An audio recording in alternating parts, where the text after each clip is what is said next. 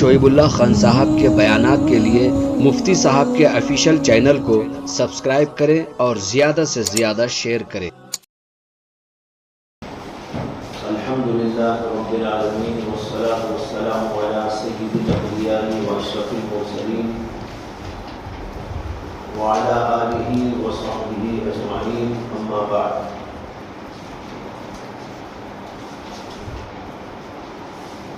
ہمارا موضوع ہے اعجاز قرآن، اور اس سے پہلے اس عنوان پر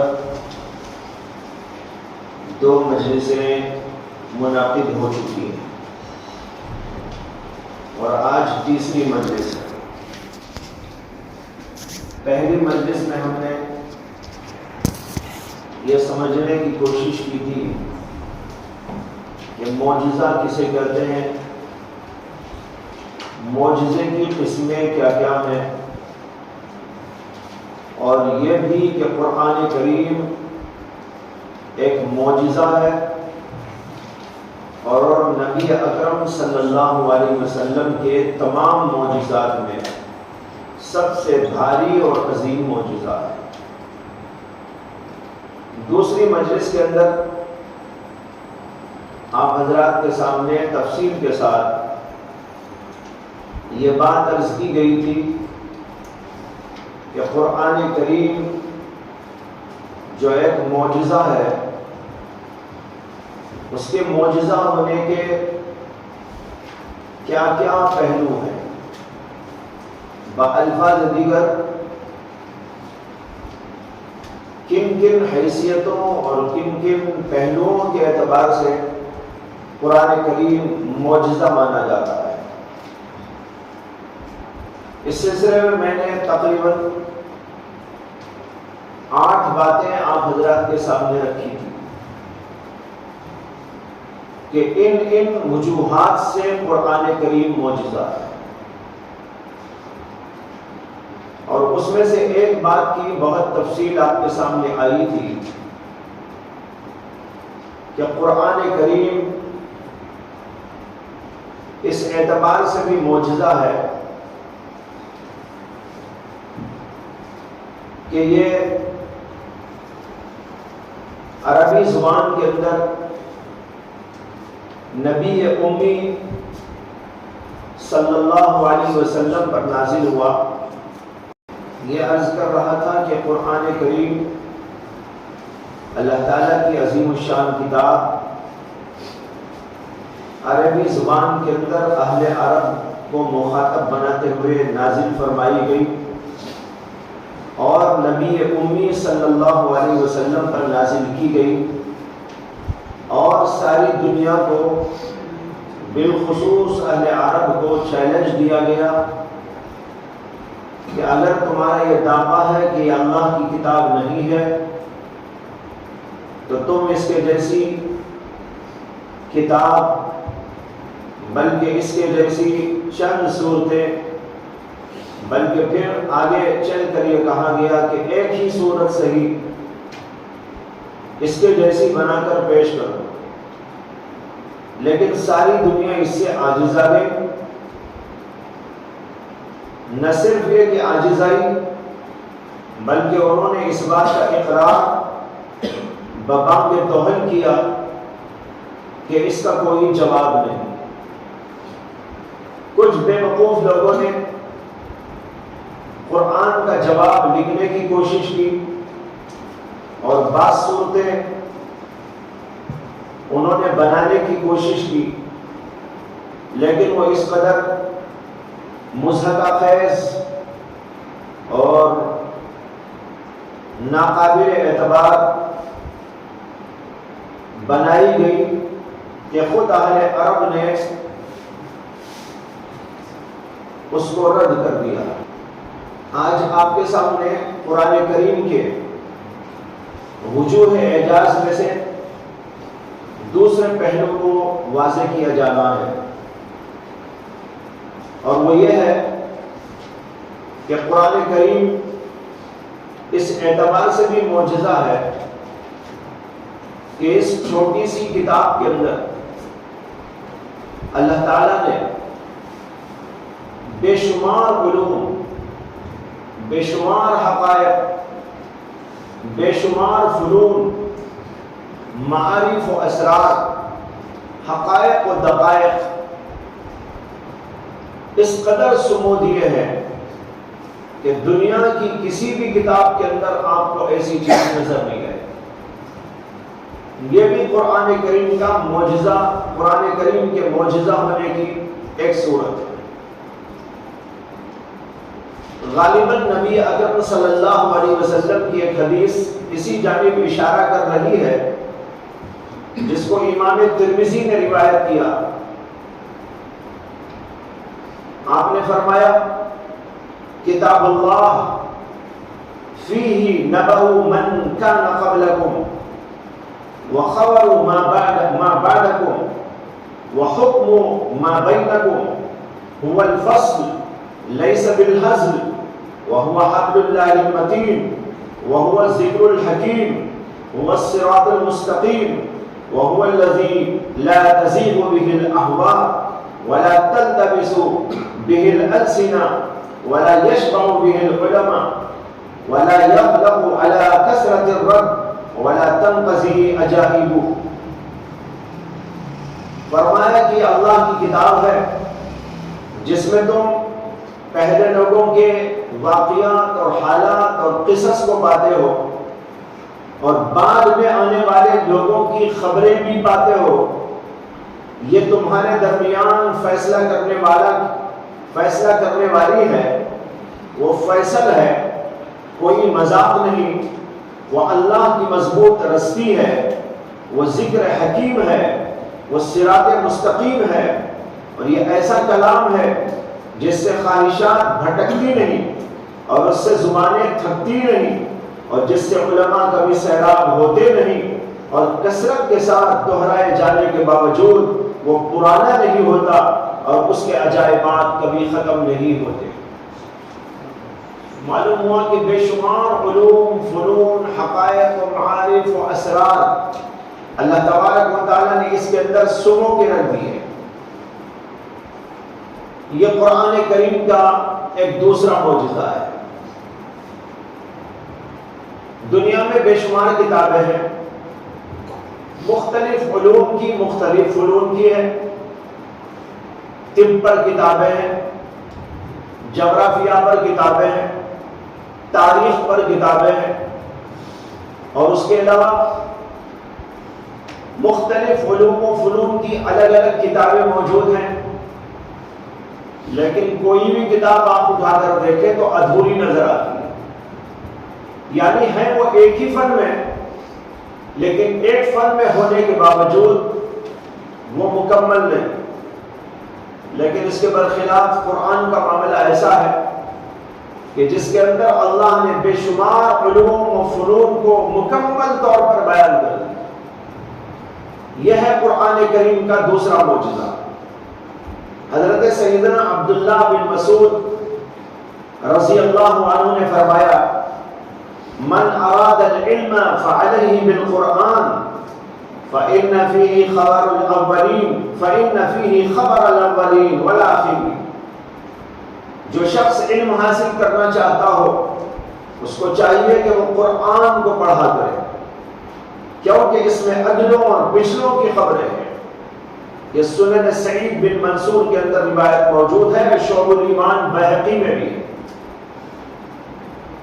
اور بعض علماء کہتے ہیں کہ قرآنی علوم 3 قسموں پر ہیں۔ پہلا علم قرآن مجید کا توحید۔ توحید سے مراد اللہ کی ذات و صفات کے بارے میں تفصیلات۔ اللہ کی ذات کیا ہے، اس کی صفات کیا ہیں، اس کی معرفت، اس کا وجود، اس کی توحید، یہ ساری چیزوں کو علم التوحید کہا جاتا ہے، جس کو دوسرے الفاظ میں ہم عقائد کا علم کہتے ہیں۔ توحید سے مراد عقائد کا علم۔ دوسرے، قرآن کریم کے اندر تذکیر موجود ہے۔ تذکیر کے معنی لوگوں کے دلوں کے اندر نیکی پیدا کرنے کے لیے واعظ و نصیحت کی بات ہے، اس کا نام تذکیر ہے۔ اور تیسرے، قرآن مجید کے اندر اللہ نے احکامات بیان فرمائے، احکامات بے شمار، ہر ٹاپک کے بارے میں آپ کو ملے گی۔ تو بعض علماء کہتے ہیں کہ یہ 3 علوم قرآن میں موجود ہیں، توحید یعنی خالق کی معرفت اور اس کی صفات و افعال کی معرفت، تذکیر میں وعد، وعید، جنت و دوزخ کا تذکرہ، موت کا تذکرہ، آخرت کے احوال، حساب اور کتاب، حشر و نشر اور وہاں کی منزلوں کی تفصیلات، یہ ہے تذکیر۔ اور اسی طریقے پر ظاہری باطنی اصلاح کے لیے بے شمار باتیں، اور احکام میں وہ تمام چیزیں داخل ہیں جن کا انسان کو مکلف بنایا گیا۔ تو بعض علماء کا کہنا ہے کہ 3 قسم کے علوم قرآن میں موجود ہیں، لیکن حضرت قاضی ابو بکر ابن العربی نے اپنی کتاب تعویل قانون التعبیر، تفسیر کا مقدمہ ہے، اس کا عنوان انہوں نے لکھا ہے قانون التعبیر۔ اس کے اندر فرمایا کہ قرآن میں 50 علوم، 400 علوم، 700 علوم، 7000 علوم ہیں۔ یعنی بعض کہتے ہیں 50 علوم، بعض کہتے ہیں 400 علوم، بعض کہتے ہیں 700 علوم، بعض کہتے ہیں کہ 7000 علوم اس کے اندر موجود ہے۔ اللہ اکبر۔ یہ الگ بات ہے کہ ان 700 یہ 7000 علوم جس کی طرف انہوں نے اشارہ کیا وہ کس کس قبیل کے ہیں، اس کی تفصیل جاننے کے لیے بہت وسیع علم چاہیے، وسیع مطالعہ چاہیے، کتابوں کی وقت گردانی چاہیے۔ قرآن علوم کا سب سے زیادہ جامع تعارف اور تجزیہ حضرت شاہ ولی اللہ محدث دہلوی رحمۃ اللہ علیہ نے لکھا ہے۔ انہوں نے اپنی کتاب الفوز الکبیر میں، جس کو آپ لوگوں نے پڑھ رکھا ہے، اس کے اندر انہوں نے قرآنی علوم پر بحث کرتے ہوئے ان کا تجزیہ کیا ہے، اور یہ لکھا ہے کہ قرآنی علوم 5 قسم کے ہیں۔ میں تھوڑی سی اس کی تفصیل آپ کے سامنے رکھتا جاؤں گا۔ حضرت شاہ ولی اللہ محدث دہلوی رحمۃ اللہ علیہ کی زبان میں ان علوم کا نام یہ ہے: نمبر 1 علم التذکیر بآلاء اللہ،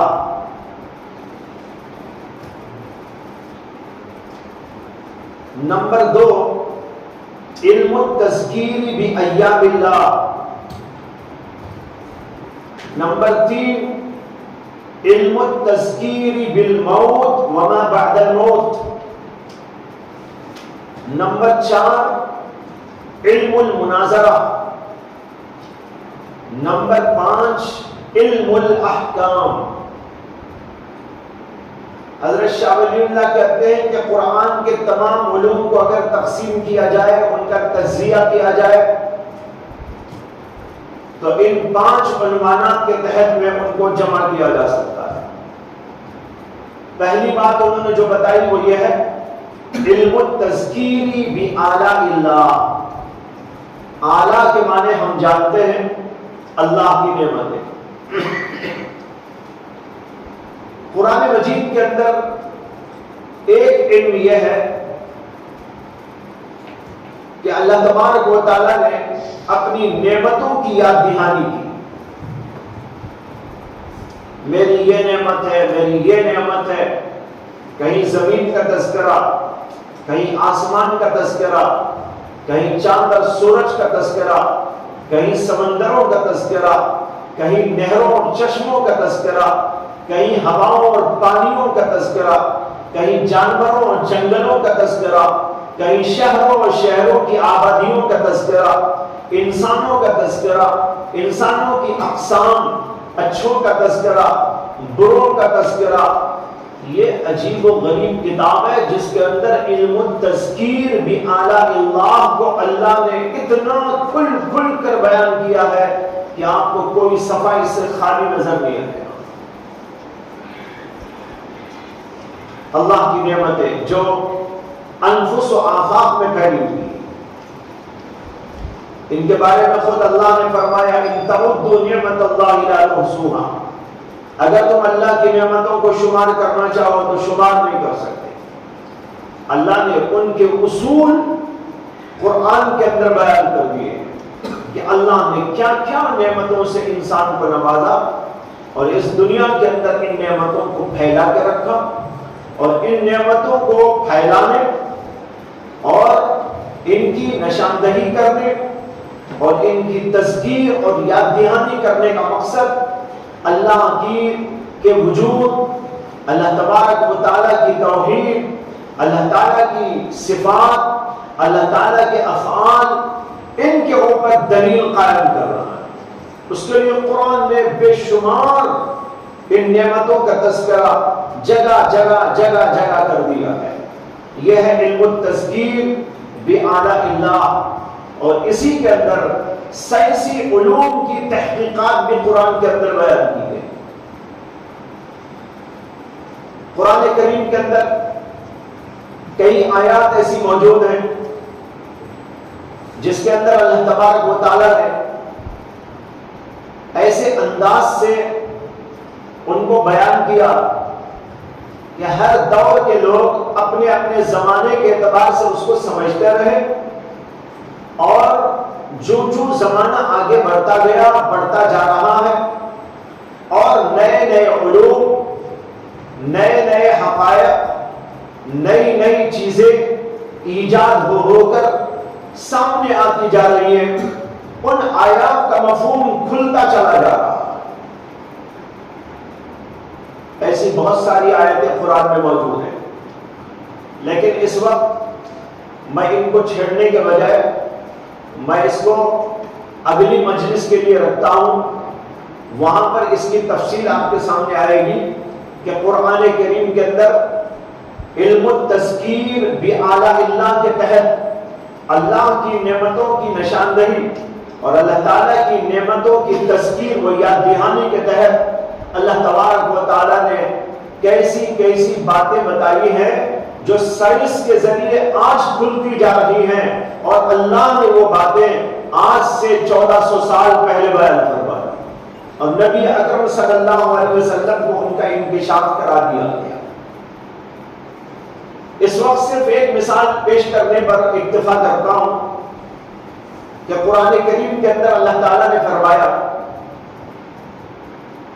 هو الذی مرج البحرین هذا عذب فرات وهذا ملح أجاج وجعل بينهما برزخا وحجرا محجورا۔ اللہ کی ذات وہ ذات ہے جس نے دو سمندروں کو چلایا، دو سمندروں کو آپس میں ملایا، مرج البحرین هذا عذب فرات وهذا ملح أجاج۔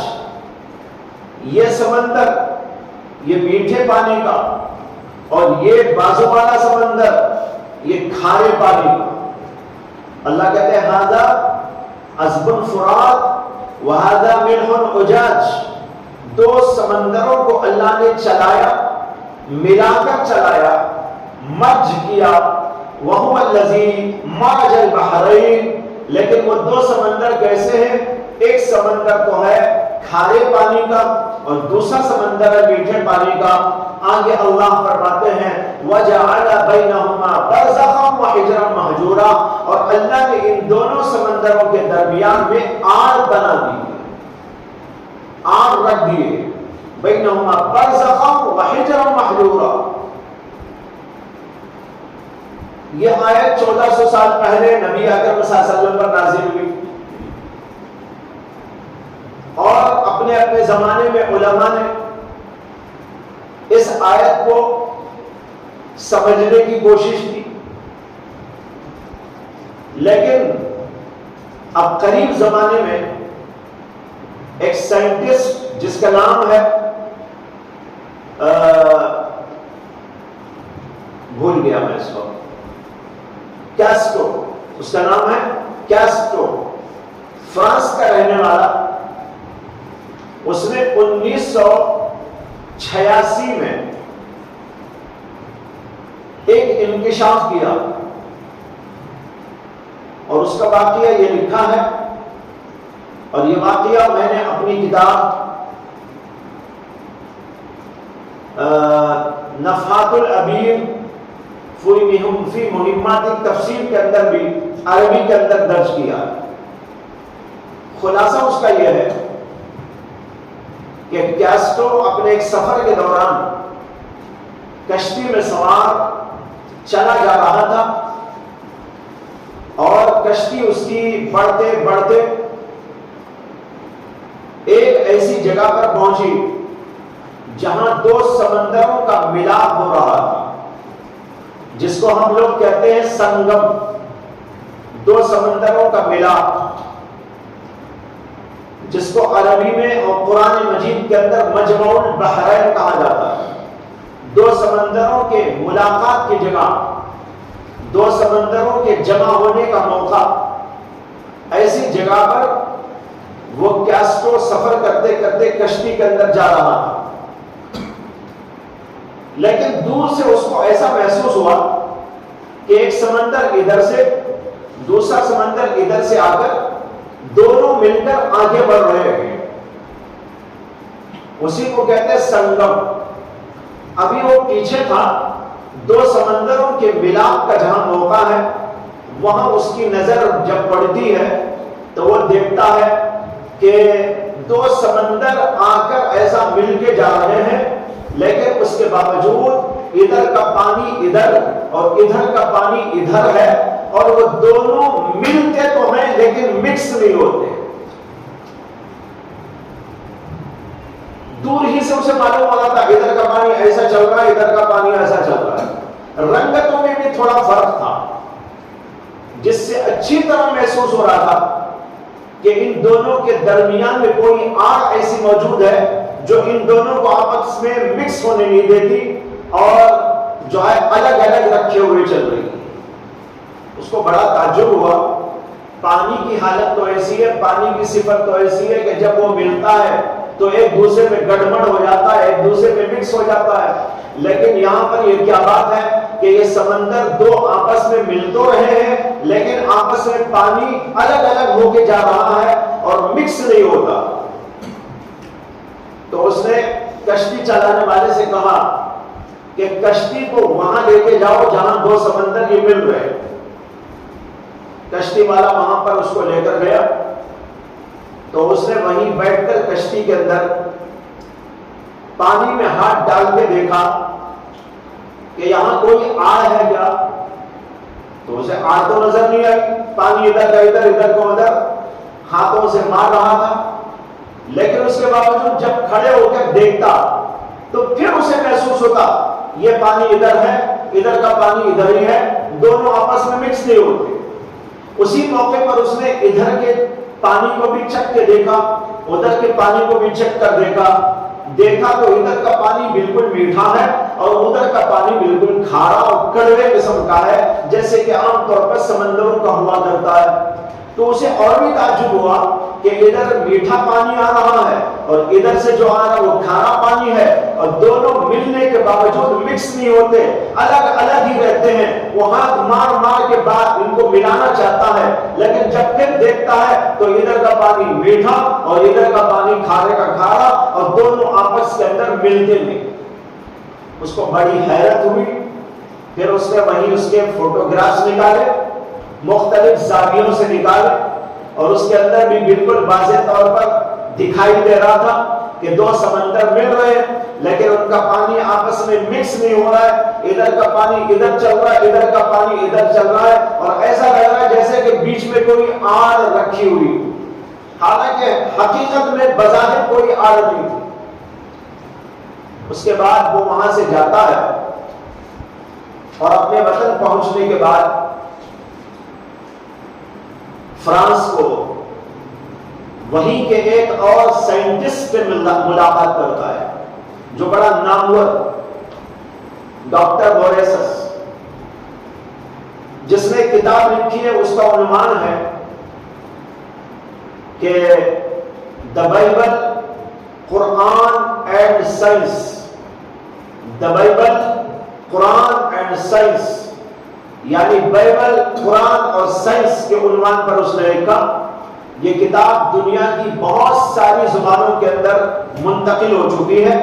فرانسیسی میں اس نے لکھی تھی، پھر اس کے بعد انگریزی میں اس کا ٹرانسلیشن ہوا، انگریزی کے بعد مختلف زبانوں میں ہوا، اردو زبان میں بھی وہ ترجمہ ملتا ہے اور عربی زبان کے اندر بھی یہ ترجمہ ملتا ہے، مختلف زبانوں کے اندر اس کو منتقل کیا گیا۔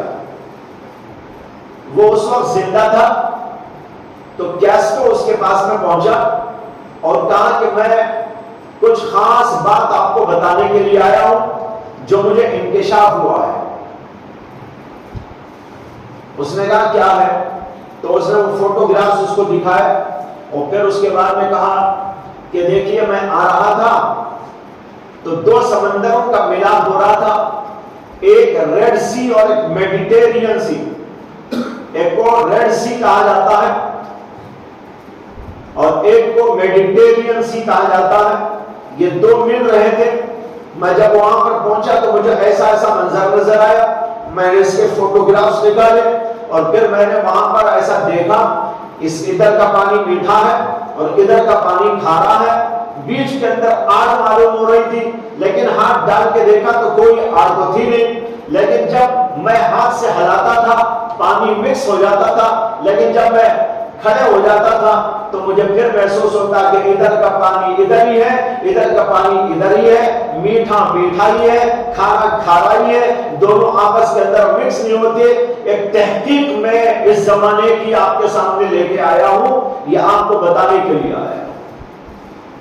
ڈاکٹر موریسس سننے کے بعد اندر گیا، اس نے کہا کہ آپ بیٹھیے ابھی میں آتا ہوں۔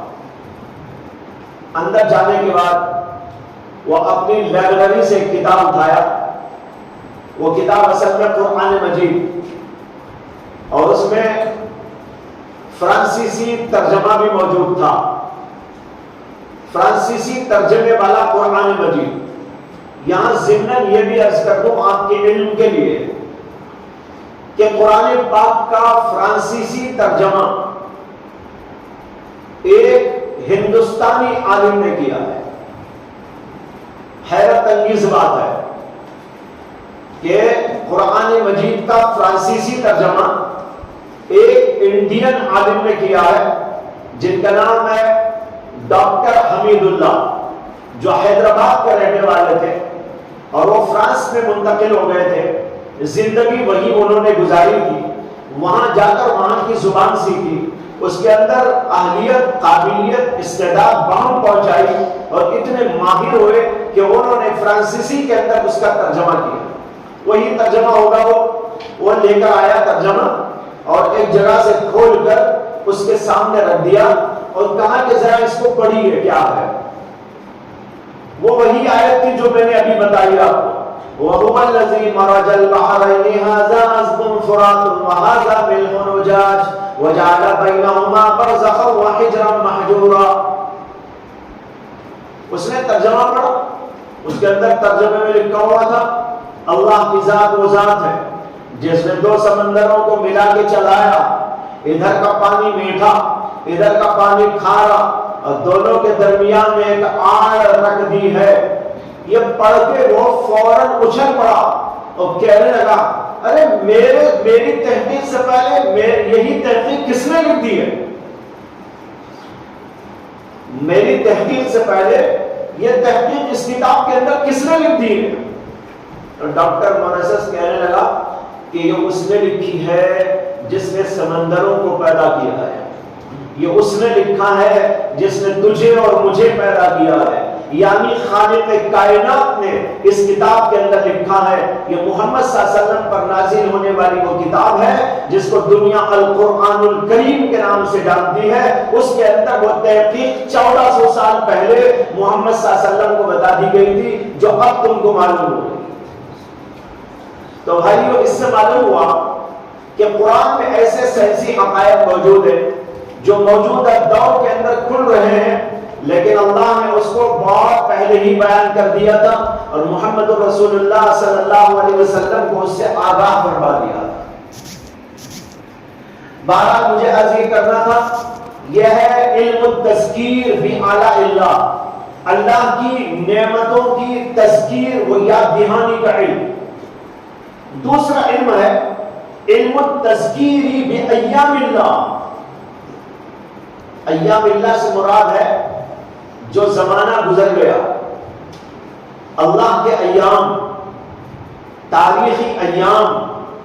اللہ نے قرآن مجید کے اندر بے شمار قوموں کا، بے شمار اشخاص کا تذکرہ لکھا ہے، بیان فرمایا ہے۔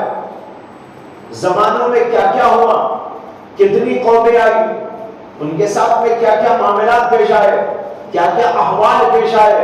تاریخ کا ایک بہت بڑا ریکارڈ قرآن مجید کے اندر موجود ہے۔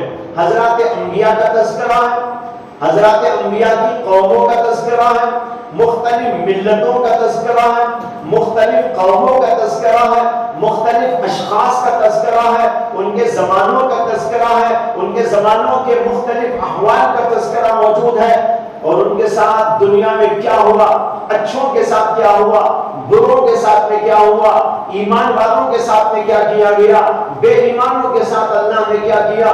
یہ ایک مکمل ریکارڈ اور مستند ترین ریکارڈ ہے جو قرآن کریم کے اندر موجود ہے۔ اس کا نام حضرت شاہ ولی اللہ کی زبان میں ہے علم التذکیر بایام اللہ۔ یہ علم اللہ نے کیوں دیا؟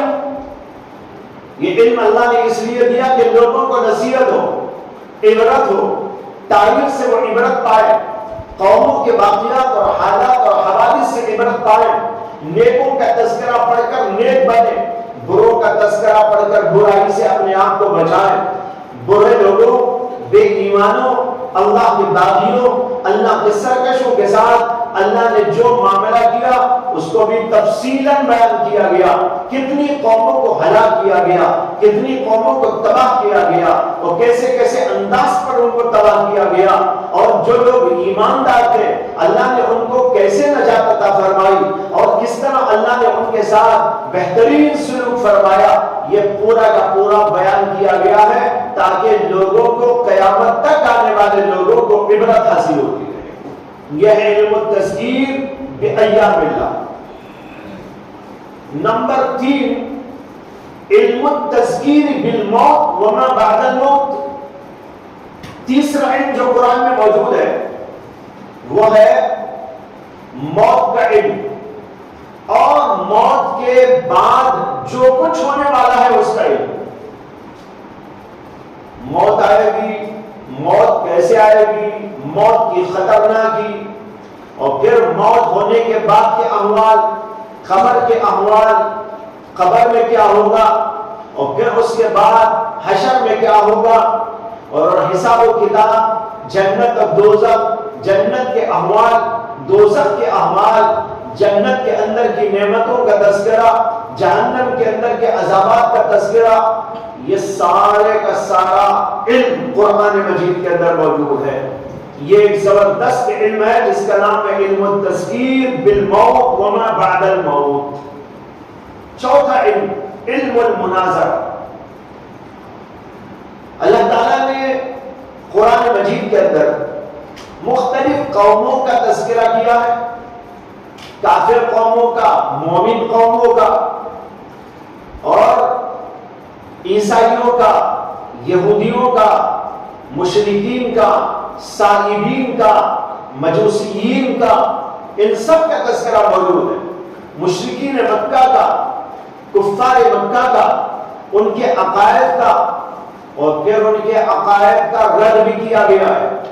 عیسائی یہ کہتے ہیں، ان کا رد یہ ہے، مشرکین کا یہ عقیدہ ہے، اس کا جواب یہ ہے، یہودی یہ کہا کرتے ہیں، اس کا جواب یہ ہے۔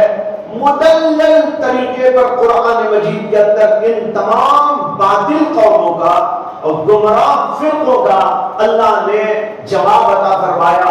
یہ ہے علم المناظرہ، یہ بھی ایک بہت بڑا علم ہے۔ اس میں آپ کو دلائل ملیں گے، عقلی دلائل، جس کے ذریعے آپ مشرکین کا جواب دے سکیں اور کفار کا جواب دے سکیں، آخرت کو نہ ماننے والوں کا جواب دے سکیں، اللہ کی توحید کے منکرین کا جواب دے سکیں، انبیاء کے منکرین کا جواب دے سکیں، اور انبیاء کے بارے میں جو اونچ نیچ کرنے والے اونچ نیچ کرتے رہے، کہیں غلو کرتے رہے، کہیں افراط اور تفریط کے شکار ہوتے رہے، اللہ نے ان سب کا جواب دے دے کر سارے حقائق کو کھول دیا ہے۔ یہ ہے علم المناظرہ۔ اور آخری علم شاہ ولی اللہ کی زبان میں علم الاحکام، احکام کا علم، یعنی زندگی گزارنے اور اللہ کی مرضیات کے مطابق جینے کے لیے ان اصول اور قوانین کا علم جو انسان کی انفرادی و اجتماعی زندگی کے تمام مراحل میں اس کی رہنمائی کرتے ہیں۔ کوئی مرحلہ ہو، زندگی انفرادی ہو یا اجتماعی ہو، عقائد کا معاملہ ہو، اعمال و عبادات کا مسئلہ ہو، اخلاق کا معاملہ ہو، معاشرت کا مسئلہ ہو، معاملات کا ہو، سیاست کا ہو، تمدن کا ہو، تہذیب کا ہو، تعلیم کا ہو، تجارت و اقتصاد کا ہو، تمام کے تمام مسائل کو، احوال کو بیان کیا گیا ہے قرآن مجید کے اندر۔ یہ اہم 5 رکن آپ اندازہ اس سے کر سکتے ہیں، یہ بہت اختصار کے ساتھ آپ کے سامنے رکھا گیا ہے۔ اگر ان میں سے ہر ایک کی تفصیل بیان کی جائے تو پورا قرآن اس کے اندر آ جائے گا۔ علم التذکیر بآلاء اللہ، علم التذکیر بایام اللہ، علم التذکیر بالموت و بعد الموت، علم المناظرہ، علم الاحکام، ان کی تفصیل میں آپ جائیں گے تو پورا قرآن اس کے اندر آ جائے گا۔ یہ ہے حضرت شاہ ولی اللہ محدث دہلوی رحمۃ اللہ علیہ کی تحقیق، اور یہ بہترین تحقیق ہے۔ انگلستان کے مشہور اور نامور مؤرخ ڈاکٹر گبن اپنی مشہور کتاب سلطنت روما کا انحطاط و زوال اس کے اندر لکھتے ہیں، قرآن کی نسبت بحر اٹلانٹک سے لے کر دریائے گنگا تک نے مان لیا ہے کہ یہ پارلیمنٹ کی روح ہے، قانون اساسی ہے، صرف اصول مذہب ہی کے لیے نہیں بلکہ احکام تعزیرات اور قوانین کے لیے بھی ہے، جن پر نظام کا مدار ہے، جن سے نوع انسانی کی زندگی وابستہ ہے، جن کو حیات انسانی کی ترتیب و تنظیم سے گہرا تعلق ہے۔ حقیقت یہ ہے کہ حضرت محمد صلی اللہ علیہ وسلم کی شریعت سب پر حاوی ہے۔ یہ شریعت ایسے دانش مندانہ اصول اور اس قسم کے قانونی انداز پر مرتب ہوئی ہے کہ سارے جہاں میں اس کی نظیر نہیں ملتی۔ یہ ایک انگریز کا قول ہے، ایک انگریز کا قول ہے، کہتا ہے کہ شریعت یعنی یہ قرآن ایسے دانش مندانہ اصول اور اس قسم کے قانونی انداز پر مرتب ہے کہ سارے جہاں میں اس کی کوئی نظیر اور مثال نہیں۔ اس سے معلوم ہوا کہ قرآن کریم معجزہ اس اعتبار سے بھی ہے کہ اس کے اندر تمام قسم کے علوم کو اللہ نے سمیٹ دیا ہے۔ اسی اللہ تعالیٰ نے قرآن میں فرمایا تبیانا لکل شیء، یا ہر چیز کے لیے تبیان ہے، ہر چیز کے لیے بیان ہے، واضح بیان کو تبیان کہتے ہیں۔ اس کے برخلاف جو دنیاوی قوانین ہے، وضعی قوانین ہیں، ان کو آپ دیکھ لیجئے، اس جامعیت اور ہماگیری سے مخالف دنیا کے بیشتر مذاہب اپنے ماننے والوں کو صرف پوجا پاٹ کی تعلیم دیتے ہیں، چند بے جان رسمیں سکھا دیتے ہیں، بعض مذاہب اس سے آگے بڑھ کر چند اخلاقی تعلیمات بھی بتا دیتے ہیں، لیکن کوئی قانون دنیا میں ایسا نہیں جو زندگی کے ہر رخ اور موڑ پر انسان کی رہبری کا فریضہ انجام دیتا ہو، جیسا کہ قرآن ساری دنیا کو ہر موقع پر رہبری کرتا دکھائی دیتا ہے۔ اور پھر یہ علم الاحکام جس کا ذکر آیا ہے، اس کو تشریعی احکام بھی کہا جاتا ہے۔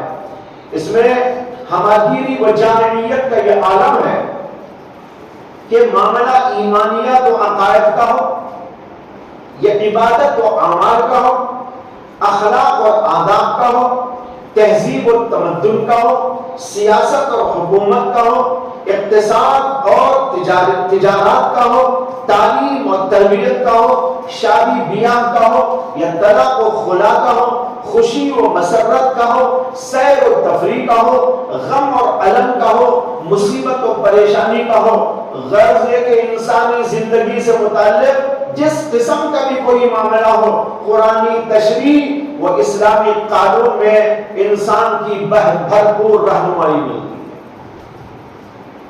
یہ عبارت دوبارہ پڑھتا ہوں، اس میں یعنی قرآن کریم میں ہماگیری کا اور جامعیت کا یہ عالم ہے کہ معاملہ ایمانیات اور عقائد کا ہو، عبادات اور اعمال کا ہو، اخلاق اور آداب کا ہو، تہذیب و تمدن کا ہو، سیاست اور حکومت کا ہو، اقتصاد اور تجارت کا ہو، تعلیم و تربیت کا ہو یا شادی بیاہ کا ہو یا طلاق اور خلا کا ہو، خوشی اور مسرت کا ہو، سیر و تفریح کا ہو، غم و الم کا ہو، مصیبت و پریشانی کا ہو، غرض ہے کہ انسانی زندگی سے متعلق جس قسم کا بھی کوئی معاملہ ہو، قرآنی تشریح و اسلامی قانون اس کے اندر انسان کی بھرپور رہنمائی کرتا ہے۔ لیکن دنیا کے قوانین آپ دیکھیں گے، دنیا کے اندر ہر ملک میں قوانین ہیں، ہندوستان میں بھی ہے، تمام ملکوں میں ہے، برطانیہ کا اپنا قانون ہے، اسی طریقے پر امریکہ کا قانون ہے، فرانس کا قانون ہے، جرمن کا قانون ہے، تمام ملک اپنے پاس کچھ قوانین رکھتے ہیں، لیکن کوئی قانون ایسا نہیں جس کو آپ مکمل قانون کہیں، جو انسانی زندگی کے تمام پہلوؤں کو لے کر بحث کرتا ہو۔ ایسا کوئی مکمل نقشہ کہیں بھی آپ کو نہیں دکھائی دیتا۔ نہ صرف یہ کہ ان وضعی قوانین میں، بلکہ جو لوگ مدعی ہیں کہ ہمارے پاس پیغمبروں کی کتابیں ہیں، یہود کہتے ہیں کہ ہمارے پاس تورات ہے، عیسائی کہتے ہیں کہ ہمارے پاس انجیل ہے، اسی طرح یہ دونوں کہتے ہیں کہ ہمارے پاس اور پیغمبروں کے صحیفے ہیں، یسعیاہ کا صحیفہ ہے، حزقیاہ کا صحیفہ ہے، سلیمان کے صحیفے ہیں، موسیٰ کے صحیفے ہیں، ابراہیم کے صحیفے ہیں، یسعیاہ کا صحیفہ ہے، یوشع کا صحیفہ ہے۔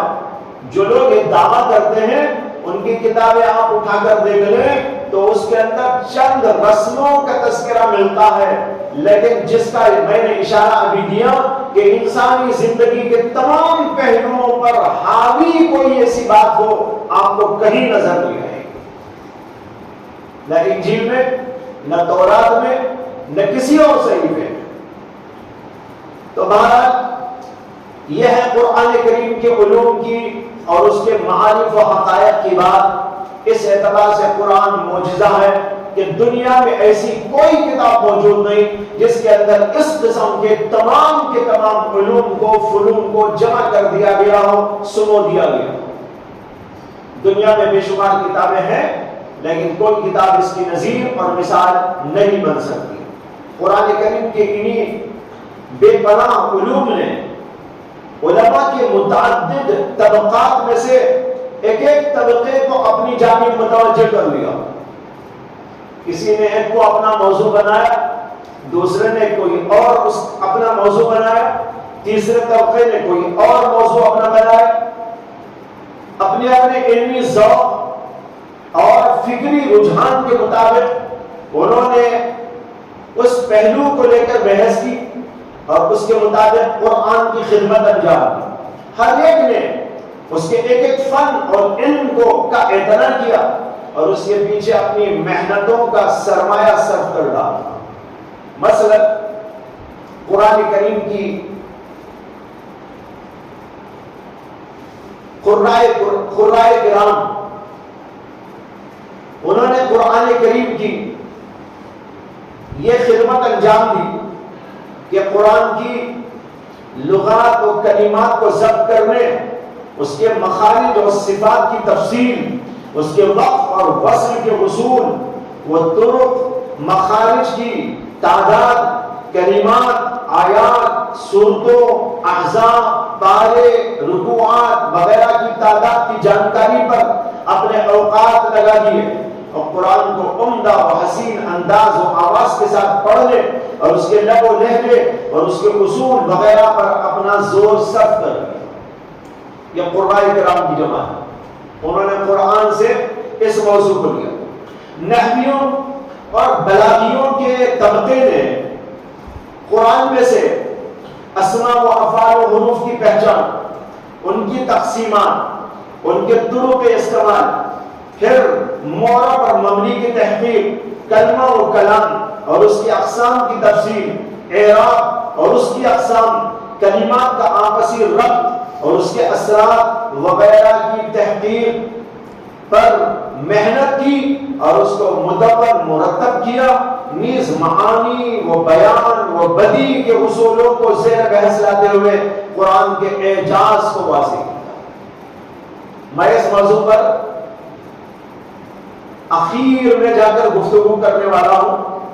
جیسے کہ میں نے گزشتہ مجلس میں بھی کہا تھا، قرآن کا نظم، قرآن کے الفاظ، قرآن کی بلاغت، قرآن کی فصاحت، اس کا اسلوب نگارش، اس کا اسلوب و انداز ایک بہت بڑی چیز ہے جو ساری دنیا کو چیلنج کرتی ہے کہ قرآن کے جیسا تم بنا سکتے ہو تو بنا کے دکھاؤ، لیکن پورا عرب عاجز آ گیا. یہ قرآن اس اعتبار سے جو اعجاز اپنے اندر رکھتا ہے، اس کو سمجھنے کے لیے ذرا سا وقت زیادہ چاہیے. اس سے میں انشاءاللہ جو ہے ایک دو مجلسوں کے بعد اس کو شروع کرنے والا ہوں. یہ اجمالی گفتگو ہے. تو ایک جماعت نحویوں اور بلاغیوں کی وہ پیدا ہوئی جنہوں نے قرآن میں سے اس کو اپنایا اور اس کو اپنا موضوع بحث بنایا اور اس پر کتابوں پر کتابیں لکھ ڈالی. ایک اور جماعت نے قرآن کے اصولی مباحث کا استقصاء کیا، اس سے عقلی حجتوں اور اصولی شواہد کا استخراج کیا. پھر وجود باری، وحدت خداوندی، اللہ کے علم و قدرت، رسالت، صاحب رسالت کے منصب اور مقام، آخرت، احوال آخرت، حساب و کتاب، جنت و دوزخ وغیرہ عقائد کے مباحث حقہ کو واضح کیا اور علم الکلام ایک مستقل فن اس سے وجود میں آ گیا اور قرآن مجید کا یہ علم اس سے زیادہ ہو. ایک جماعت نے یہ کام کیا. اہل علم کی ایک اور جماعت نے قرآن کے معانی پر غور و خوض کرتے ہوئے اس میں سے امر و نہی، عام و خاص، حقیقت و مجاز، مشترک و مؤول، محکم اور متشابہ، مجمل و مفصل اور ظاہر وغیرہ کی تحقیق و تفسیر فرمائی اور ان کے احکام کو مدبر مرتب کیا. اور یہ حضرات اصولیین کہلاتے ہیں جنہوں نے اصول الفقہ کو مدبر کیا، قرآن سے اس کو نکالا.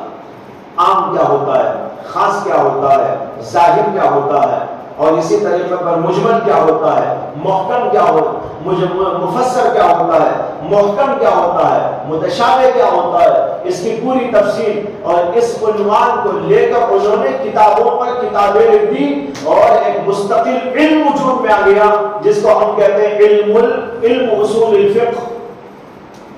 ایک اور جماعت نے قرآنی احکامات پر کام کیا اور جہاں جہاں قرآن میں اللہ تعالیٰ نے احکام بیان کیے ان کی تفصیل و تحقیق اور ان کی تشریح و توضیح کی، اس میں سے فرض کیا، واجب کیا، سنت و مستحب کیا، مکروہ اور حرام کیا وغیرہ وغیرہ کی تفصیل کے اندر کتابوں پر کتابیں لکھی، اور علم جو ہے احکام القرآن کے نام سے بے شمار کتابیں موجود ہیں۔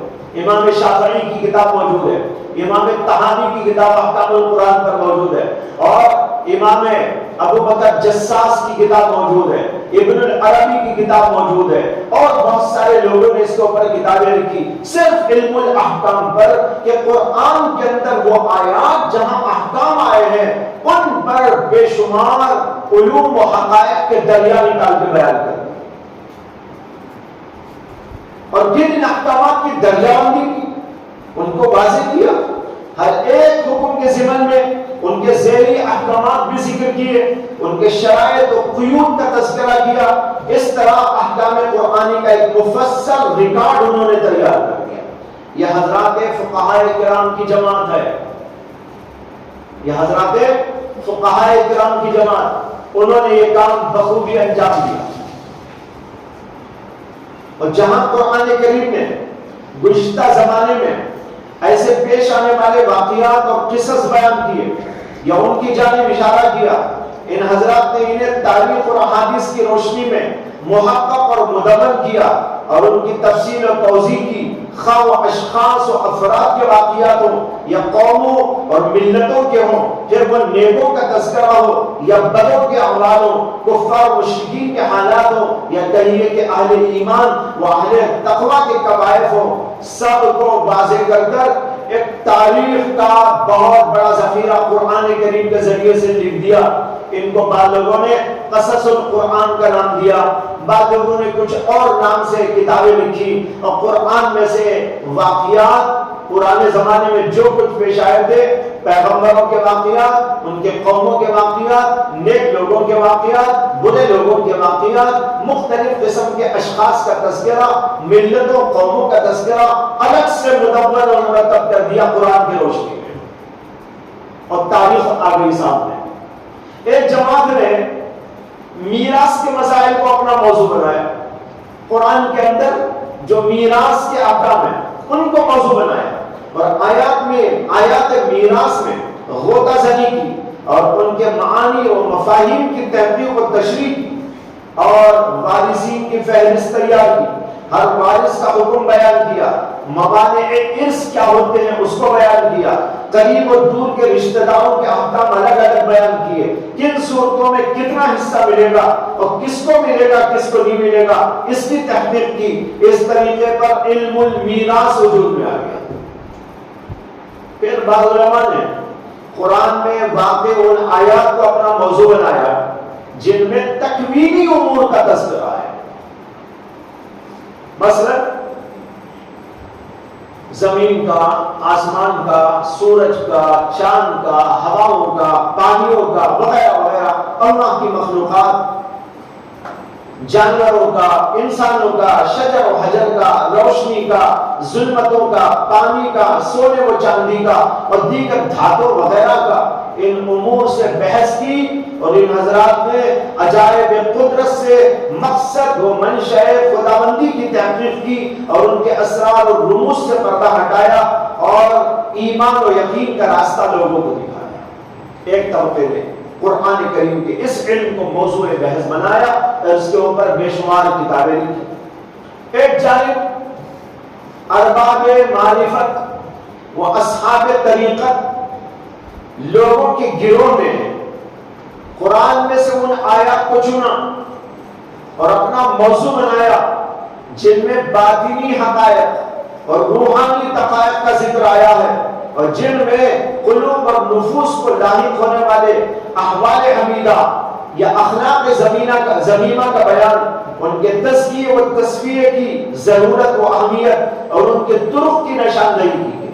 ان حضرات نے قرآن سے معرفت، حقیقت، طریقت اور عشق و محبت کے اسرار اور رموز نکالے، اصلاح نفوس و تزکیہ قلوب کے طرق سمجھائے اور انسانوں میں اخلاق حمیدہ پیدا کرنے اور اخلاق رذیلہ کو دور کرنے کے اصول وضع کیے۔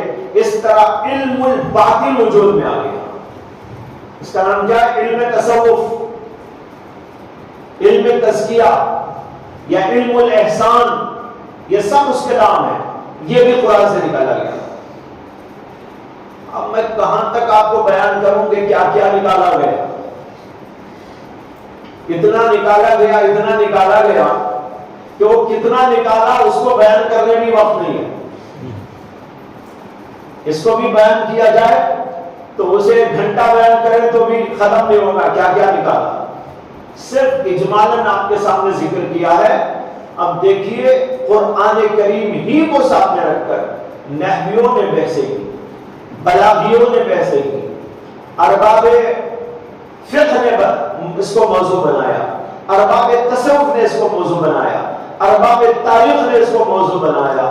کتنے قسم کے طبقات پیدا ہوئے قرآن کو موضوع بنا کر، علوم کا سمندر اس سے نکال کر کتابوں کے اندر جمع کرتے چلے گئے۔ اس سے آپ اندازہ کر سکتے ہیں کہ قرآن کریم کے اندر کیا کیا کچھ نہیں ہوگا۔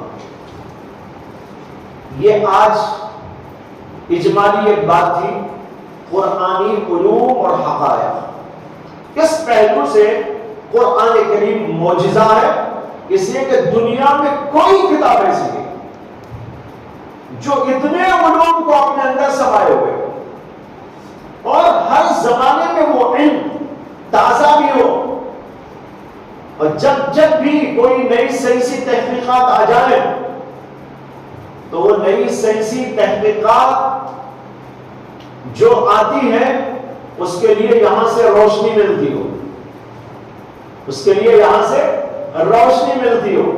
ایسی دنیا میں کوئی کتاب موجود نہیں ہے۔ جو کتاب لکھی گئی وہ ہمیشہ اپ ڈیٹ نہیں رہتی، وہ ہمیشہ اپ ڈیٹ نہیں رہتی، وہ آؤٹ آف ڈیٹ ہو جاتی ہے۔ وہ کیا ہوتی ہے؟ Out of date. کچھ بھی لکھی گئی ہو، لیکن یہ کتاب ایسی ہے جو کبھی آؤٹ آف ڈیٹ ہونے والی ہے، ہمیشہ اپ ڈیٹ۔ جب بھی پڑھو اس کے اندر آپ کو ایسا معلوم ہوگا ابھی کے واقعات ہیں، ابھی کے حالات ہیں، ابھی ایسا ہو رہا ہے، ابھی ایسی چیزیں آ رہی ہیں۔ تو ایسی کوئی کتاب دنیا میں آپ کو دکھائی نہیں دے گی۔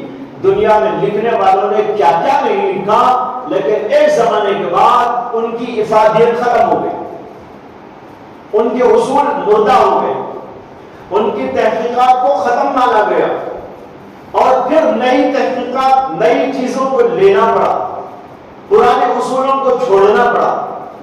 لیکن یہ کتاب ایسی ہے 1400 سال ہو گئے، جو علوم بیان کر دیے، جو چیزیں اس کے اندر بیان کر دی گئی وہ ہمیشہ اپ ڈیٹ ہے اور رہے گی، قیامت تک یہ سلسلہ چلے گا۔ ایسی کوئی کتاب دنیا کے اندر موجود نہیں ہے۔ قرآن کریم کے معجزہ ہونے کا ایک پہلو یہ ہے جس کے اوپر آج آپ کے سامنے روشنی ڈالی گئی ہے، لیکن یہ موضوع میرا ابھی تشنا ہے۔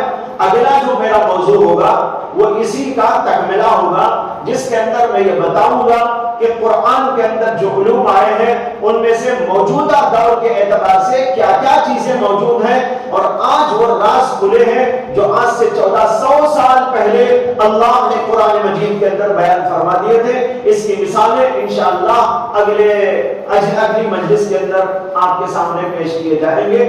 وآخر دعوانا ان الحمد للہ رب العالمین۔